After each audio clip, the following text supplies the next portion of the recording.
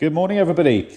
I've had a couple of comments, people wanting to know what sort of tools I carry around with me. So I did the van tour, but people want to know the actual tools that I carry around the most with me. So things like if I'm doing a call out or if I'm just doing day-to-day work, what are the main sort of tools that I always carry with me. So what I'm going to do is I'll go through, I'm just on the EICR at the moment. It's an empty rental I'm doing at the moment, just a quick EICR. So what I'll do, I'll go through my tool bag and my Milwaukee gear that I always carry with me. Those are my sort of fundamental tools that I take everywhere. So I'll go through those first. So I'll set the camera up in the living room and I'll give you a breakdown sort of the tools that I'm using. I had a quick comment. I had one or two people asking, when you do things like EICRs like I'm doing now, how do you write up the test results when you're on site? Do you do it with a paper book or do you do it on your phone? I haven't actually got my phone because I left it in a taxi last night, so I actually haven't even got my phone. But generally what I tend to do is I've got this book here, which is just it's just a double A4 binder book. And generally the way that I'll do it is if I'm doing a board like this, just in an empty flat, I find it's quicker to just literally have a book like this and I just write it out each circuit as I go. So at the moment I'm just going through testing the rings at the moment. And then once I get home, I'll then take this and I'll basically duplicate this onto the NIC certificates. You can use the online software and you can do it on your mobile if you want. I tend to find that if you're doing it on a mobile, it's quite a laborious system doing it on your mobile. If you've got something bigger like an iPad, perhaps it's a bit quicker. I tend to find that's the quickest way of doing it. So that's hopefully that answers some of the questions. I had another comment. Somebody was asking, can you explain your pricing a bit more in depth when it comes to doing things like EICRs? I did explain it on a video with installation testing, but I'll explain it again just quickly. I charge £60 per fuse board, and then it's £20 per circuit within the board. So this board here, for instance, so in this house, there's two fuse boards. I've got a 10-way board here, and I've got a 14-way board upstairs on the next landing. So this board is £60 plus £20 a circuit. So 20, 40, 60, 81, 20, 40, 60, 82. So that's 260 quid for this fuse board.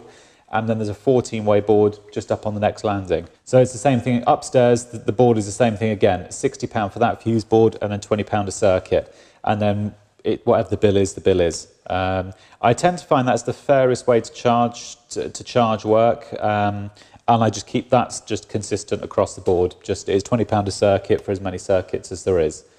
So hopefully that answers that question for the people who were asking. So anyway, I'll show you my tools now. I'll just give you 2 minutes. I'll set the camera up and I'll show you my tools. Okay, so this is my selection here. This is just I've just basically taken all the bits out of my tool bag and just put it here. Now, on the actual tool bag, that's just an open tote bag, and I've just got my blue, green, yellow, and brown sleeving. You can buy this roll from Toolstation, I think it is. I think it's 13 quid, 11, 13 quid, something like that. But really handy because you can just spin it round and just take off whatever you need. So if I'm doing something like a call out, this is what will come with me on every job. If I had to, if somebody said to me, well, what's the minimum what you'll carry into a call out, this will be it. So this is just the contents of my tool bag. So I'll do it. First things first is my test meter. I'm using this metal at the moment, as you know, because my Mega's fucked. It came up with a pound symbol on the display, so that means it's fucked. So I'm using this one. This is just a backup one that I carry on the van. It's actually it's actually a really good little meter, and it's actually got features which the Mega hasn't got. But I like it. It's actually a good meter. It just feels a bit sort of cheap and plasticky. So first item is the Weira maintenance kit. You can buy this from Amazon for about 110 quid, I think. And this goes everywhere. There's nowhere this doesn't go with me.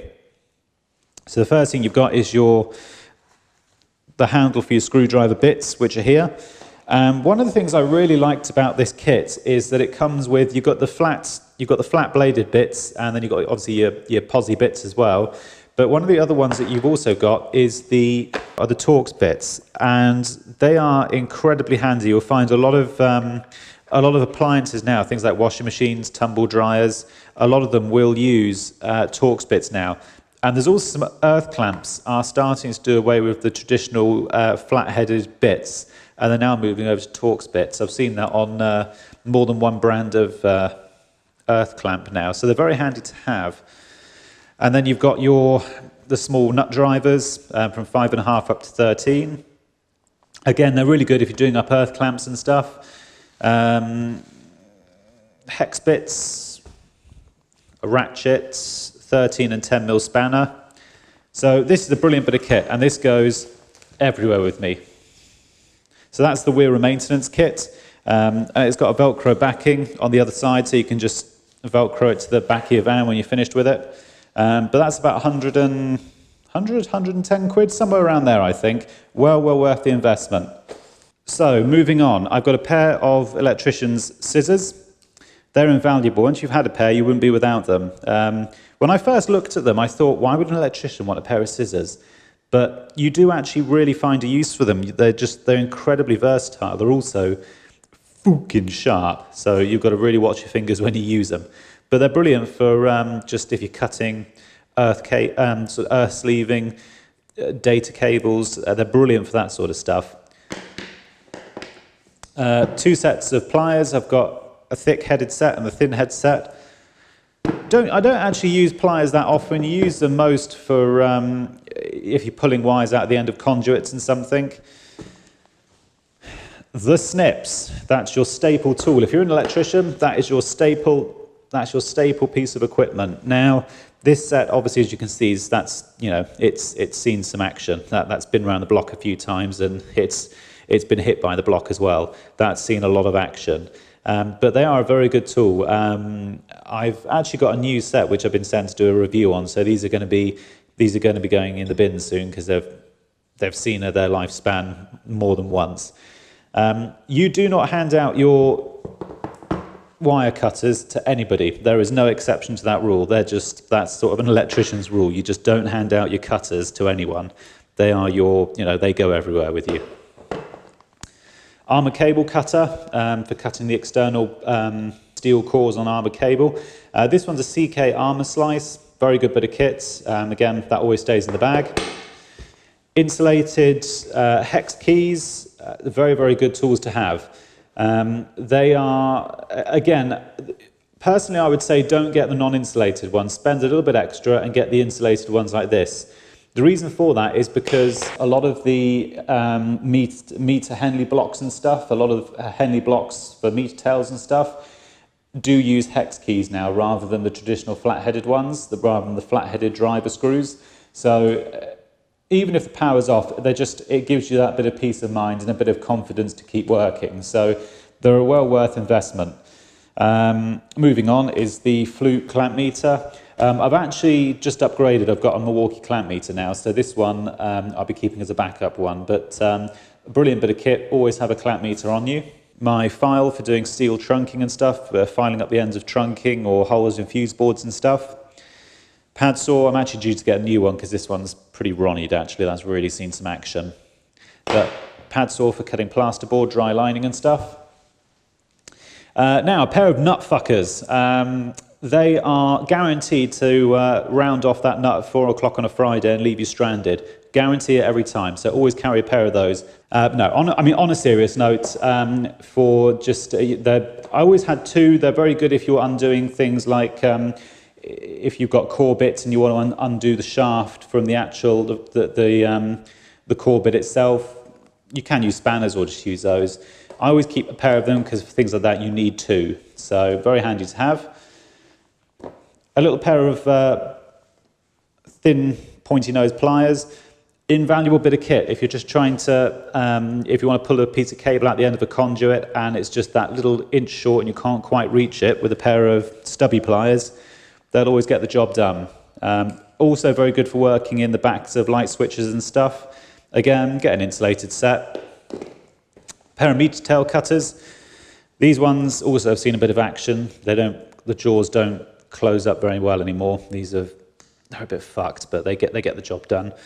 A good pair of those will set you back about 60 quid, somewhere around there, for a good set of meter tail cutters, and I'd highly recommend them. Definitely get a pair of those. A little tiny Torx bit screwdriver set. So these are just the very, very small Torx bits. You normally find these on motor applications for electric blinds and stuff, which is the reason I keep them, because they're just very, very handy when you're doing things like work on electric blinds and stuff. Very, very handy to have. This was only a cheap one. This one cost me, I think it was like a tenner, wasn't expensive. I don't use it that often, but very handy to have. Electrician's screwdriver, sorry, not screwdriver, electrician's knife. Again, I don't use that particularly often. I generally tend to use it when I'm working with armoured cable, because it's one of those tools which it just performs better than a Stanley knife for doing things like cutting off the black sheathing, you know, on an armoured cable. My Stanley knife, this is the Stanley Fat Max, so it's just the one with 2 blades on it. So you've got your normal blade, and then you've got the wire stripping blade. I actually have a feeling that's for carpet fitting, but you can also use it for wire stripping. It's a good bit of kit. So that's that. A little crowbar, a little small one. As you can see, it's no bigger than my hand. It's a very small little bar, but it's brilliant if you want to remove things like, if you want to remove skirting neatly without using, you know, the thick end of a crowbar wedge.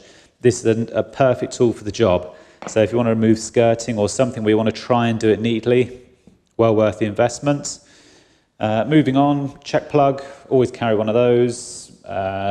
Spirit level, selection of electrical tape.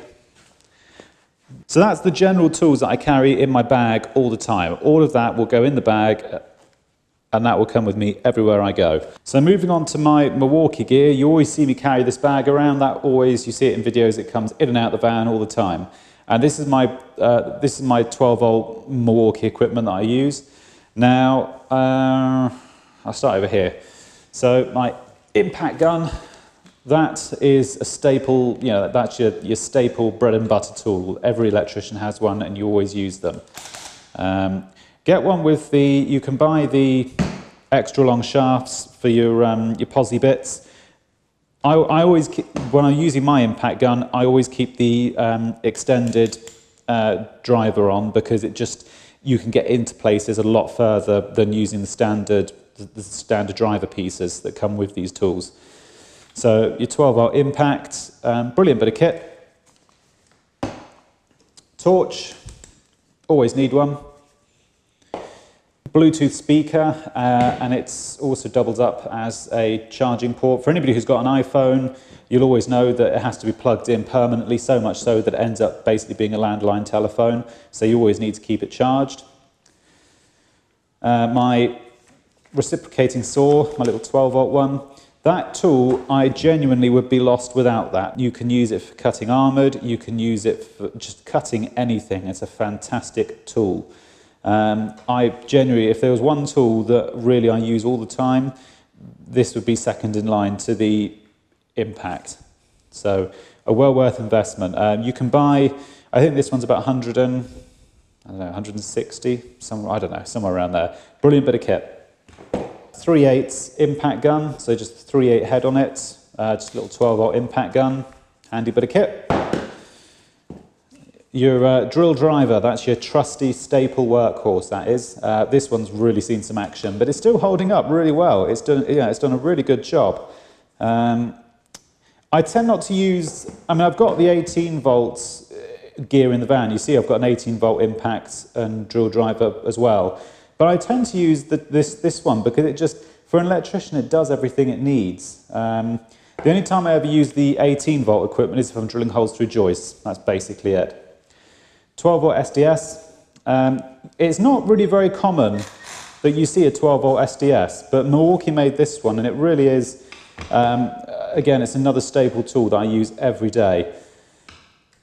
You can't use it for anything more than just 5.5 mil, 6 mil holes, just for doing your normal 1.5 inch 8 screws. But that's all you'd want to use this for, and it's just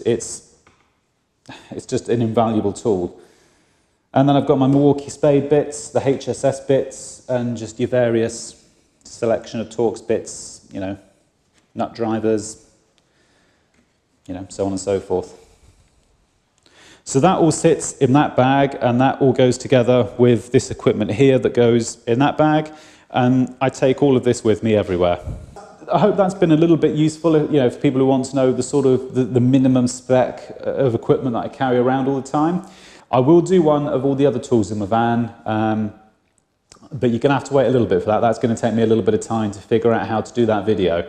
And that's basically about it. If you want to subscribe, you want to be clicking up here. If you want to watch another video, down here. Otherwise, I will see you on the next video. If you've got any comments or questions, leave them below, and I'll see you later on in the week. Bye for now.